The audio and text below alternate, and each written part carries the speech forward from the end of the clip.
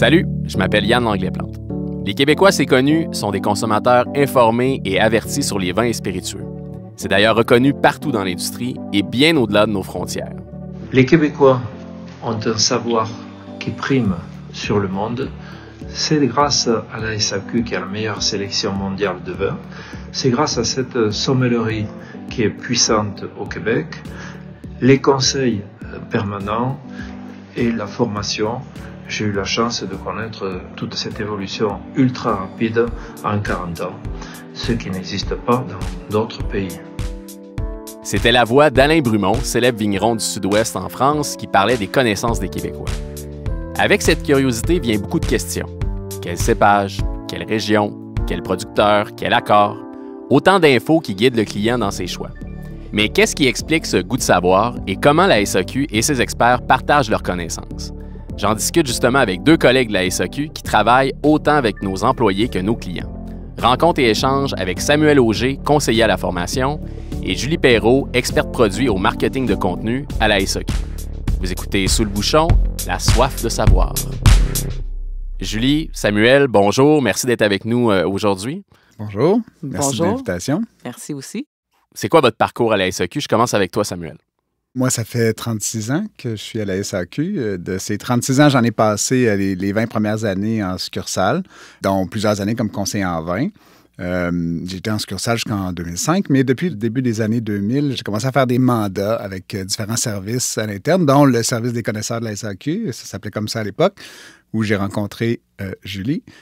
Et j'ai fait des mandats avec le service de la formation aussi. Plein de mandats super intéressants qui m'ont amené à faire plein de projets super stimulants, comme la création du programme de rédaction de notes de dégustation pour SAQ.com. Et puis, depuis 2006, je suis à temps plein avec le service de la formation, où je m'occupe de la formation des employés de toutes les divisions, mais je suis principalement dédié à la formation des employés de succursale. Puis toi, Julie? Bien, comme Samuel, mais avec quelques années de moins. Mon parcours à moi a commencé en succursale en 95. C'était mon emploi à temps partiel pendant que je complétais un bac en enseignement. Puis comme plusieurs, bien, rapidement, j'ai découvert un univers fascinant. Mon Dieu, je sonnais comme Charles Tisser. Ouais, c'est ça. Ah oui, un univers fascinant parce que bien, ça va au-delà du produit, parce que c'est aussi tout ce qui gravite autour, dans le fond, comme la culture, la géographie, l'histoire, évidemment la gastronomie. Donc, je me suis rapidement investie, puis j'ai eu la chance d'être recrutée pour faire de la formation auprès de mes collègues. Mais c'est au début des années 2000 que j'ai transité du plancher de vente au service des communications. Puis à cette époque-là, il faut savoir que les cours de la SAQ destinés au public en faisaient partie.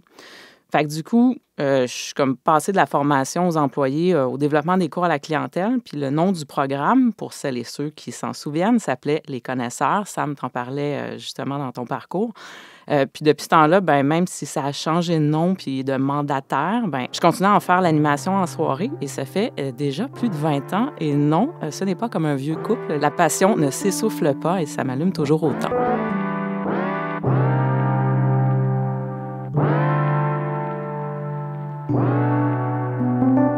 La formation des employés puis des clients à la SAQ, ça date pas d'hier. Ça n'a pas 100 ans, là, je pense pas.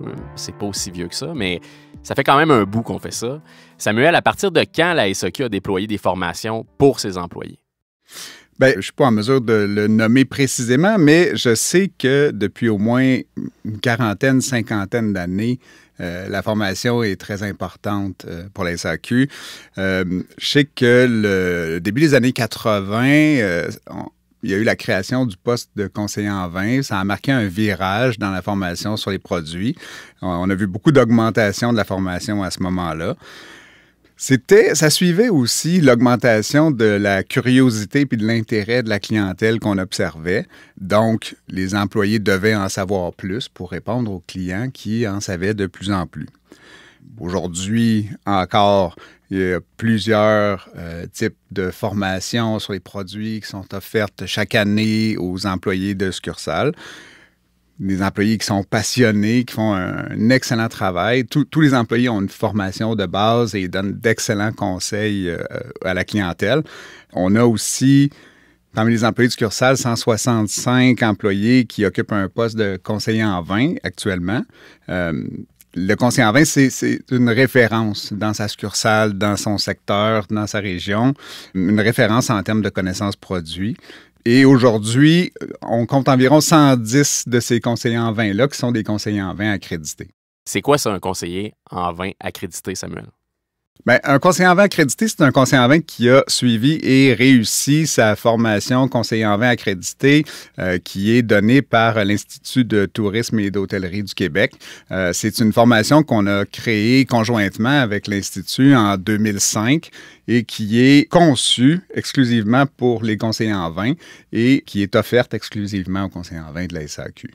Toi, Julie, tu es experte produit. On te voit souvent présenter des nouvelles choses, parler des produits aux clients. Des coups de cœur. Des coups de cœur, évidemment. Depuis quand, Julie, la SAQ et ses partenaires offrent des formations à ses clients puis aux Québécois? Oh, je dirais que ça s'est fait en écho aux formations déployées aux gens de magasins. Donc, on parle de la fin des années 80, là, je pense que c'est 89. Le programme Les Connaisseurs, dont je parlais tout à l'heure, avait été mis sur pied pour répondre à l'intérêt de la clientèle qui était vraiment intense. Pour vrai, il y a eu une époque où les gens pouvaient attendre presque 1 an avant d'avoir une place. Et un fait intéressant, c'est que depuis le début, il y a eu plus de 100 000 participants qui se sont inscrits aux ateliers. Wow. Oui, c'est intense. Hein? Bon, évidemment, ça a évolué dans le temps parce qu'au départ, c'était 4 modules qui étaient plus génériques, mais l'offre a vraiment explosé depuis 2016. En fait, on parlait de partenariat tout à l'heure, donc c'est l'année qui marque l'entente avec l'ITHQ, puis grâce à leur expertise, bon, on va se le dire, ça complète tellement bien la nôtre. On est passé à une vingtaine d'ateliers qui touchent les vins spiritueux, mais évidemment aussi la gastronomie. Donc, c'est vraiment venu ajouter un gros plus à l'offre. Puis, on le voit, la culture du vin et des spiritueux, c'est unique au Québec, là. Les gens qui viennent de l'extérieur nous disent là, on est très européens dans notre façon d'aborder l'art de la table, les vins, l'alcool. Qu'est-ce qui fait qu'on a autant d'intérêt chez nous pour ce qu'on verse dans notre verre? Julie. Oh, que j'adore la question. Puis quand j'ai entendu l'extrait de M. Brumont en intro, ça m'a tellement rappelé une anecdote, puis j'ai le goût de la raconter. J'étais en vacances avec des amis en France, puis on a pris rendez-vous pour visiter un vignoble. Fait que sur place, ils nous ont regroupés avec des Belges. Je pense que c'était des acheteurs. Puis les premières choses qu'ils nous ont dit quand ils ont entendu notre accent, bien en fait, c'est qu'ils nous ont taquinés en nous demandant ce qu'on faisait là avec eux. Mais attention, ils nous ont aussi demandé si au Québec, on faisait du vin avec du sang de caribou. Ouh, ça, c'est pas gentil. Oui, là, ça riait de la colonie. Ouais. Mais là, croyez-le ou non, c'est le producteur qui s'est empressé de nous défendre, puis il a vraiment sermonné en mentionnant qu'au contraire, qu'à chaque fois qu'il venait au Québec pour affaires, parce que bon, il représentait un domaine qui commercialise ses produits chez nous, mais il était toujours super impressionné du niveau de connaissance des Québécois en matière de vin, puis pas juste des gens de la SAQ ou des sommeliers dans les restos, mais aussi par monsieur, madame, tout le monde qui venait le rencontrer dans les salons de dégustation. Mais pour revenir à la question, Yann, je ne veux pas m'égarer, sur ce qui suscite l'intérêt, je pense que ça part de 2 choses. Là. Bon, évidemment, oui, il y a nos racines latines par rapport au reste du Canada anglais, mais aussi du fait que, contrairement à des régions à longue tradition viticole où les gens consomment, bon, inévitablement le vin du voisin, bien ici, on a accès à une offre extraordinaire parce qu'elle n'a aucune frontière. Fait que moi, je me dis que devant autant de choix, c'est sûr qu'on devient curieux puis qu'on a envie d'en savoir plus, mais aussi qu'on veut se doter des moyens pour arriver à faire des choix qui vont être plus judicieux. Puis cet intérêt-là, bien, on le sent, puis non seulement on le sent, mais il ne s'essouffle pas parce que je constate que ça gagne du terrain de plus en plus. Puis de mon côté, avec la clientèle, bien, on le remarque dans l'évolution de la composition des groupes. Moi, quand j'ai commencé à donner des cours, c'était surpondéré en hommes professionnels, grisonnants, avec des intérêts pour des régions plus classiques, là, comme le Bordelais ou la Bourgogne. Mais aujourd'hui, il y a des jeunes, beaucoup de femmes aussi, qui s'ajoutent au groupe et qui sont ouverts d'esprit, dans le fond, qui ont envie d'en apprendre sur les nouvelles tendances et pas nécessairement sur ce qui était plus traditionnel à une certaine époque. Super intéressant. Samuel, toi, comment t'expliques cette soif de connaissance qu'ont les Québécois pour les produits? Bien, tout d'abord, je pense que Julie l'a très bien cerné. Je suis d'accord avec elle à tout point de vue. Puis je pense que les Québécois sont des gens ouverts. Ils sont ouverts sur le monde, puis conséquemment, ils sont ouverts gastronomiquement aussi. Puis là, je vais donner mon point de vue d'enfant d'immigrants. Mes parents étaient des Français qui ont immigré au Québec dans les années 50. Donc, je pense qu'il y a une partie de ce qui explique aussi notre engouement pour l'art de la table. vient du fait qu'il y a beaucoup de Québécois qui sont d'origine européenne. Et puis, comme disait Julie, en Europe, le vin, ça fait partie de l'alimentation. C'est à table tous les jours. Et ça, je crois que ces traditions-là ont été beaucoup amenées ici.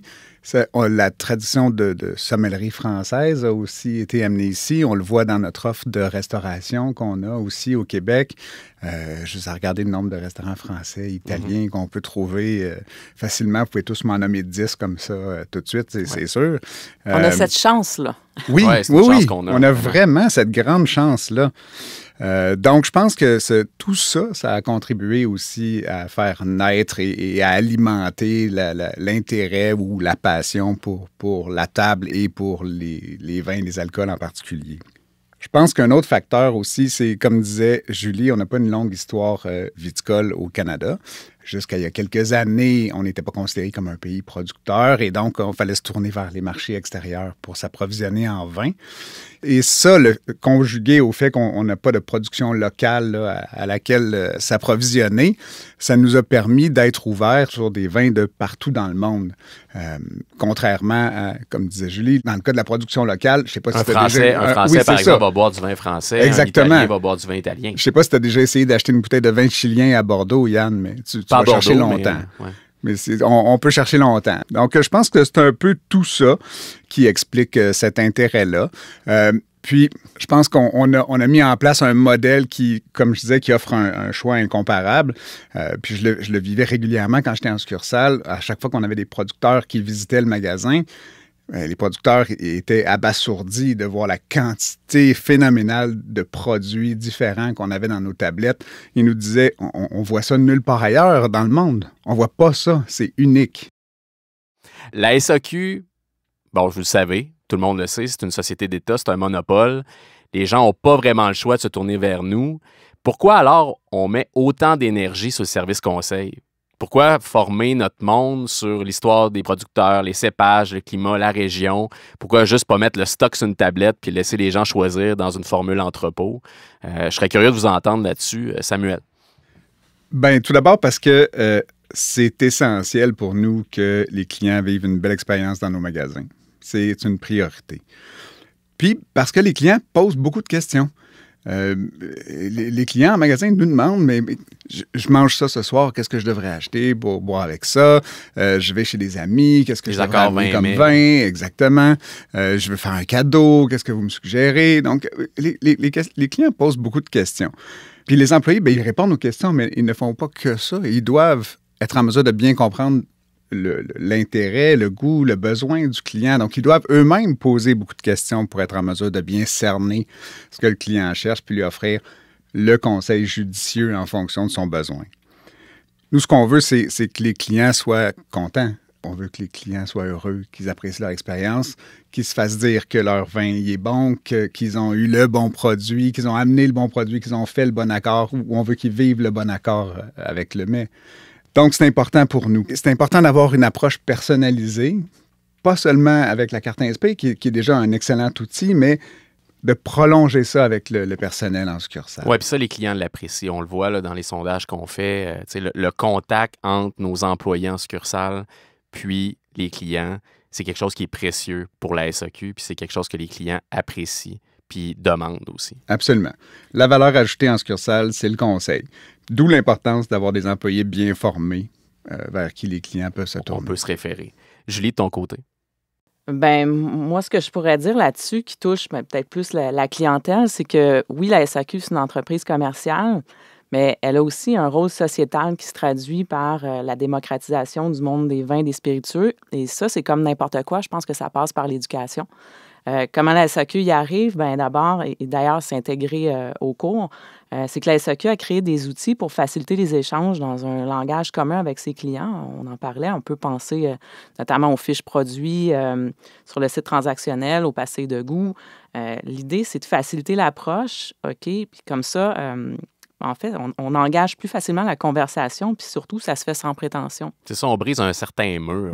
On en parlait dans un autre épisode. Les gens ont souvent tendance à avoir une crainte d'approcher le conseiller, aller dans l'espace cellier, c'est un peu intimidant. Là, je connais pas trop ça. Absolument. Puis il faut tellement pas que les gens soient intimidés justement par le monde des boissons alcooliques. Nous, notre but, c'est de donner le plus d'infos puis d'outils possibles pour que les gens arrivent enfin à choisir un produit, pas juste parce que la bouteille est belle, mettons. C'est ça. On est confiant que plus on va guider les consommateurs, plus ils vont gagner en confiance, puis plus ça va les conforter aussi dans leur choix. Sincèrement, c'est la plus belle façon pour insuffler une approche qui va être saine avec les boissons alcooliques. Ce qu'on veut, c'est installer une culture du boire moins, mais au profit du boire mieux, évidemment. Donc, c'est la base d'une consommation responsable, n'est-ce pas? Et on veut que ça demeure agréable.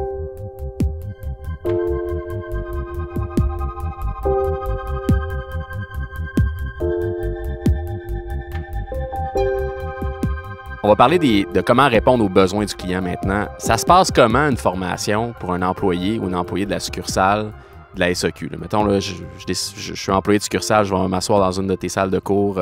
Samuel, comment ça se passe? Tout d'abord, je préciserais peut-être qu'on donne la formation sur plein d'autres sujets, pas juste sur la connaissance des produits. Au niveau de la formation sur la connaissance des produits, il y a beaucoup de différentes méthodes de formation qui sont utilisées. Il y a effectivement des formations où on est assis dans une classe, on apprend du contenu théorique, on déguste des produits pour valider, appuyer les concepts. Mais il y a aussi des formations en ligne, il y a des formations en classe virtuelle, à distance. Il y a des outils, des aides à la tâche, des différentes publications, des salons de dégustation. Ça prend plusieurs formes. Il y a aussi beaucoup d'employés qui sont très passionnés et qui se développent eux-mêmes à travers les lectures et puis... leur propre recherche. Leur propre recherche. Donc, ces employés-là cherchent à s'améliorer régulièrement. Et puis, à la formation, on fait la même chose. On cherche à s'améliorer, nous aussi, de façon continue. On cherche toujours de nouvelles méthodes, de nouvelles façons de mieux répondre aux besoins de formation des employés. Récemment, donc, le printemps dernier, on a mis en place une nouveauté. On a fait des gros blitz de classe virtuelle où on a rejoint plus de 2500 employés en 4 semaines. Donc, on teste des méthodes pour arriver à répondre le mieux possible aux besoins de formation des employés. Puis toi, Julie, pour les clients, comment ça se passe?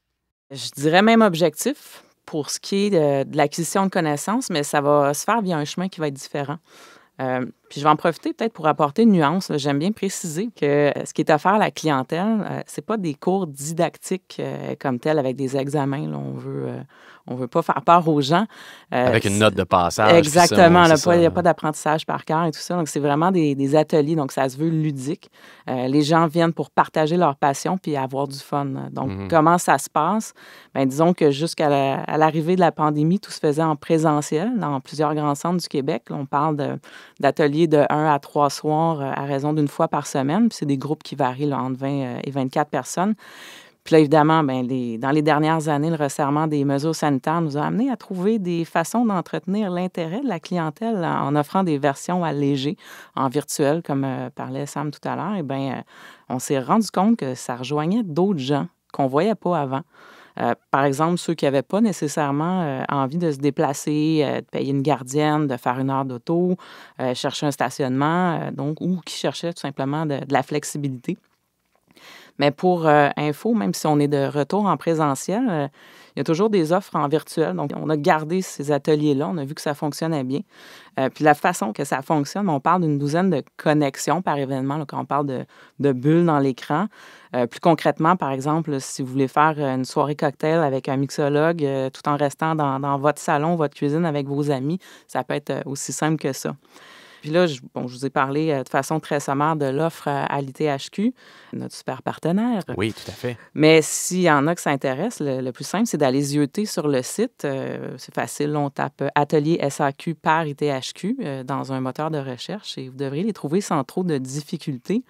Mais pour une personne qui veut être autodidacte, pourquoi pas? Hein? Il y a toutes sortes de sources, là, dont celle que parlait Samuel juste avant.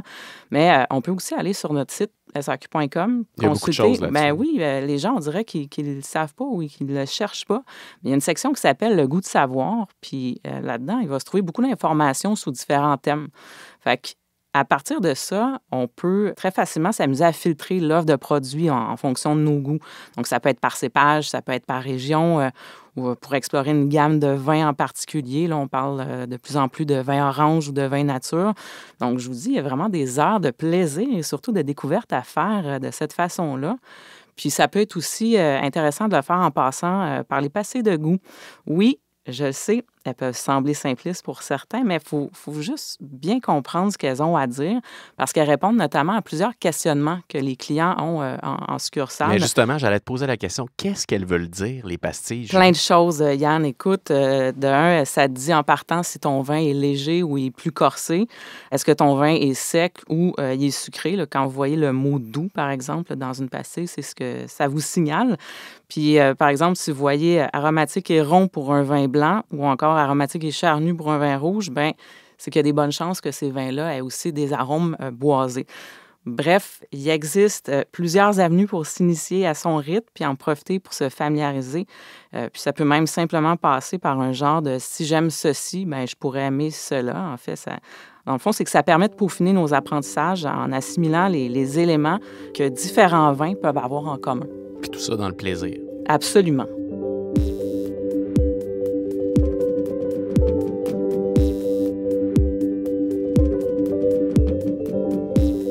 Selon vous, Julie et Samuel, est-ce que l'engouement pour l'art de la table puis les connaissances sur le vin et les spiritueux, ça va se poursuivre? Julie? Et là, je vois pas comment ça pourrait perdre de l'intérêt, surtout si c'est abordé de la bonne façon. Moi, perso, je souhaite que la démocratisation se poursuive. Puis je suis contente parce qu'on est vraiment sur une belle lancée. Puis là, j'aurais un petit mot pour celles et ceux qui écoutent, c'est qu'il faut arrêter d'être intimidé. On en a parlé un peu tout à l'heure. Faut pas être intimidé par le sujet et surtout pas par des gens qui se la jouent en prétendant tout savoir. Puis tant qu'à faire, je dirais que mon conseil est bon pour tous les sujets du monde qui vous passionnent, mais en gros, ce que je veux dire, c'est que plus les gens vont s'y intéresser, bien, plus la passion va être contagieuse, puis on va prendre plaisir à échanger entre nous. Puis là, je sais, je l'ai dit, on a tellement de beaux produits ici, mais aussi l'accès à ce qui se fait de meilleur aux quatre coins de la planète. On serait vraiment fou de ne pas en profiter. Puis toi, Samuel? Moi, je pense que la soif de découvrir des clients n'a d'égal que la soif d'apprendre des employés. Oh, c'est beau. C'est beau, ça. On pourrait même s'arrêter là, mais je vais te laisser poursuivre quand même. Merci. Et c'est ce qui nous stimule, vraiment. Et c'est pour ça qu'on est toujours en train de s'adapter, d'améliorer la formation. On essaye continuellement d'en offrir plus aux employés, puis de s'assurer de répondre le mieux possible à leurs besoins. Je pense que tant qu'il y aura du nouveau, il y aura de l'apprentissage à faire. Puis il y en a du nouveau. Là, il y en a du nouveau. On pense au prêt-à-boire, par exemple, qui n'était pas là il y a 2 ans maintenant, sont partout en succursale. Il y a plein de produits qui émergent. Absolument. Et puis avec le nouvel arrivage, il y en a même à chaque semaine du nouveau à la SAQ. Tout à fait. Samuel, Julie, un gros merci d'être venu jaser avec nous aujourd'hui à Sous le bouchon. Merci à toi. Merci, c'était fort plaisant. Qu'on ne connaisse rien au vin ou aux spiritueux, ou qu'on soit fin gourmet passé maître dans l'accord 20 mai, les formations offertes par la SAQ et ses partenaires permettent d'approfondir un univers toujours en évolution, de faire des découvertes exceptionnelles et de vivre une expérience sensorielle à chaque fois mémorable. Parce que la sélection d'un produit est rarement le fruit du hasard, parce que l'art de la table est un plaisir renouvelé et à partager, visitez le ateliersaq.com pour y trouver un cocktail de connaissances, des formations à votre goût données par des passionnés comme Samuel et Julie.